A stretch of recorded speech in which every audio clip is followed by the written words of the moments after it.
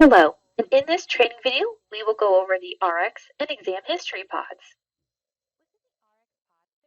Within the RX pod, there are three different tabs: eyeglass, contact lens, and medications. All prescriptions are listed from newest to oldest. You can hover your cursor over each prescription to show you additional information. You can see your start, expiration, status, authorized by, used for, and additional prescription information. You are able to create prescriptions outside of an encounter by expanding the RX pod. You can expand the pod by selecting the two arrows pointing away from each other.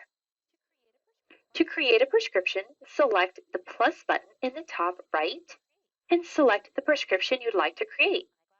In this case, let's create an eyeglass RX. Within your prescription, you can type in any of the information as necessary. If this is not the first prescription for the patient, you can also select View History to pull forward additional prescription information. In this case, I'm going to go ahead and pull forward a prescription. Now that I have pulled forward some data, I can change it as necessary to make sure it's accurate. On the right-hand side, I want to make sure to select internal or external. External providers will pull from your list of providers set up in admin, vendors partners, and external providers. If you are creating an external prescription, you can select the provider, scroll down, and select Save in the lower left. If you're selecting an internal prescription and you are not the provider, you again will only have the Saved button in the lower left. Only providers will be able to save, authorize, and sign prescriptions. Also on the right-hand side, you have a few different date options and other information. For the other information, you can select your PDs or your used for. There's also a recommendations tab across the top so that you can put in any additional recommendations as needed. I'm going to go ahead and select Save and Authorize and Sign. Selecting this will bring us back to our list of available prescriptions. Within your RX pod, you can view different statuses of your prescriptions. You have an all, an active, a pending, and an expired. You also have a show discontinued if you're looking for anything specific. Now that we have created our prescription, you will notice on the right-hand side we have a few different action buttons. You have a print icon, a create order icon, and an ellipsis which will house other actions. Any external prescriptions will not have the ability to print. Looking at this list, I can tell that this is an external prescription because I do not have the capability of printing this prescription. We're going to take a look at our contact lens prescription. I'm going to close our RX pod so I can show you what this looks like when we hover. Much like our eyeglass prescriptions, you can hover your cursor over the prescription for additional information. We can create a new contact lens prescription by selecting the Add button and Contact Lens RX. You can use your Lookup button to select the specific brand of contact lenses you would like to put in this prescription.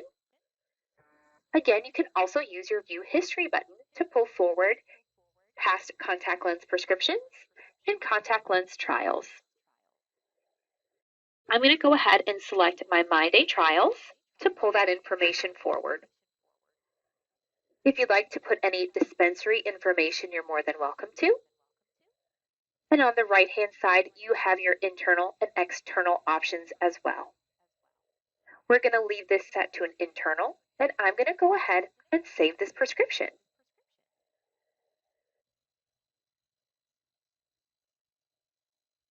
Now that we have a pending contact lens prescription, you can have your doctor authorize or authorize and sign. If the doctor needs to make any changes, they simply single-click the prescription to open it, make their changes as necessary, and then they can select Save and Authorize and Sign. Contact lens trials cannot be entered into the RX pod. Contact lens trials need to be entered within an encounter. Let's go back and look at the overview of our RX pod.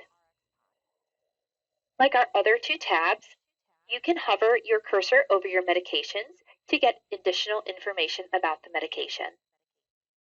We're going to expand the pod again. If you use RxNT, you can launch RxNT directly from the Medications tab of the Rx pod. You can create a new prescription by selecting your plus icon in the top right and selecting either an Add Medication or a General Medication. For additional information on creating medications, please see our video called Medications. With your prescription pod expanded, you can change between the three tabs as necessary. Let's take a look at our exam history pod. Within the exam history pod, there are two tabs, Last, Next, and Recent. Within Last, Next, you will see the last exam date, the last exam type, and the last exam provider. The encounter type is a hyperlink. Selecting this hyperlink will allow you to open the last encounter.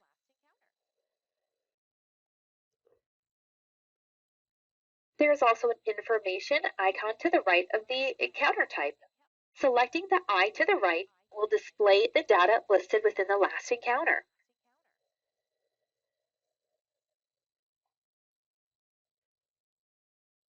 Below your last exam will be your next appointment date. Let's take a look at a patient that has a next appointment date.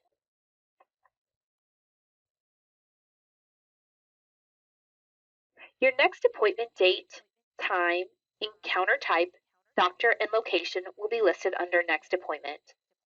The next appointment date and time is also a hyperlink that will open up the appointment details within the schedule.